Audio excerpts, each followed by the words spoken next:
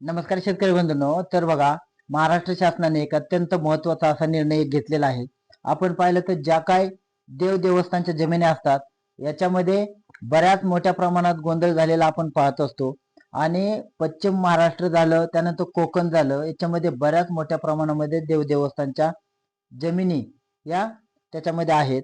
आणि याच्यामध्ये आपण पाहिलं तर त्याच्यामध्ये एक कुळाचं नाव लागलेलं असतं, त्यानंतर वहिवाटदाराचं नाव लागलेलं असतं.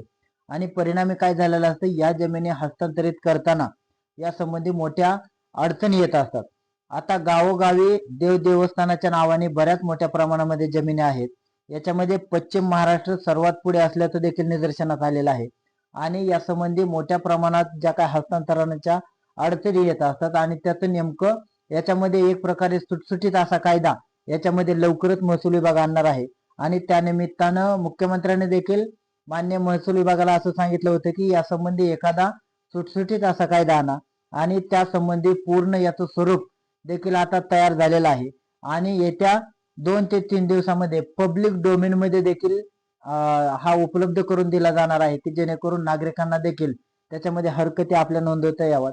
आणि त्यानुसार एक मोठ्या प्रमाणामध्ये याच्यामध्ये देवस्थान जे असेल वतनाचा, तर त्याचा नेमका काय राहणार रोल, त्यानंतर काही ठिकाणी कुळ कायद्यांचं देखील नाव लागलेलं आहे. आणि तिसरी गोष्ट म्हणजे वहिवाटदाराचं सुद्धा त्याच्यामध्ये बऱ्याच मोठ्या प्रमाणात गोंधळ असलेला दिसून येतो.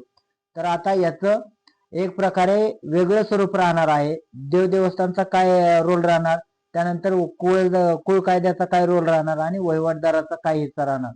तर याच्यामध्ये एक प्रकारचं याचं लवकरच स्वरूप आणि त्याविषयीचा कायदा देखील एक लवकरच आणला जाणार आहे. आणि त्या संबंधी देखील मोठ्या हालचाली एक महसूल विभागामध्ये मुख्यमंत्र्यांनी दिलेल्या आदेशानुसार चालू आहेत. त्याच्यामुळे येत्या महिनाभरात म्हणजे जुलैचं जे काय अधिवेशन आहे त्या अधिवेशनात हा कायदा पारित केला जाऊ शकतो. त्याच्यामुळे असं देखील वक्तव्य महसूल मंत्र्यांनी सांगितलेलं आहे.